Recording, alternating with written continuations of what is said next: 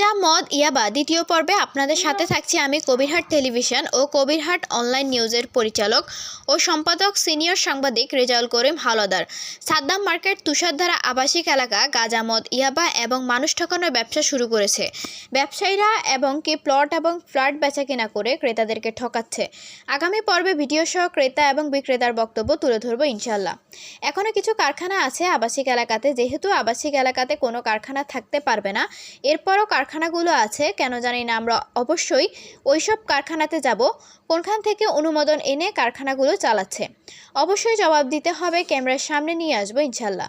এবার আসি মূল কথায়, যেটা নিয়ে আমরা কথা বলবো। মেয়েরা ফ্ল্যাটে বসে ইয়াবা, মদ, গাঁজা খায়। আমরা পিবিএর কাছে অভিযোগ দিয়েছি, মৌখিকভাবে তদন্ত করবে।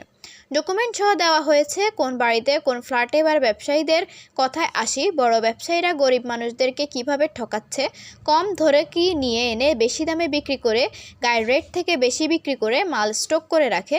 এরপরে বেকারিগুলো খারাপ মাল ভালো দামে বিক্রি করে। আমরা বেকারি এবং গুলা দোকানদারদের ম্যাজিস্ট্রেট দিয়ে সার্চ করব ইনশাল্লাহ, ভিডিওতে দেখবেন। তুষারধারা পার্লারে নকল মেডিসিন ব্যবহার করে বেশি টাকা নিয়ে যায় এবং চুলে খারাপ মেডিসিন দেয়, নষ্ট হয়ে যায় চুল, তাতে মেয়েদের ক্ষতি হয় মুখের চুলের।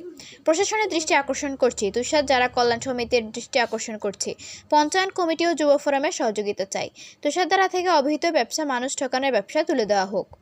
এই নিউজের সার্বিক সহযোগিতা রায়পুর উপজেলার বিআরডিবির নির্বাচিত 2 বারের ভাইস চেয়ারম্যান সাবেক সচিব হাজী কবির আহমেদ যাত্রাবাড়ি 65 নং ওয়ার্ডের ও যুবদলের আহ্বায়ক শাহ আলম ভাই, যুবদলের হাসান ভাই, সালমান দেওয়ান।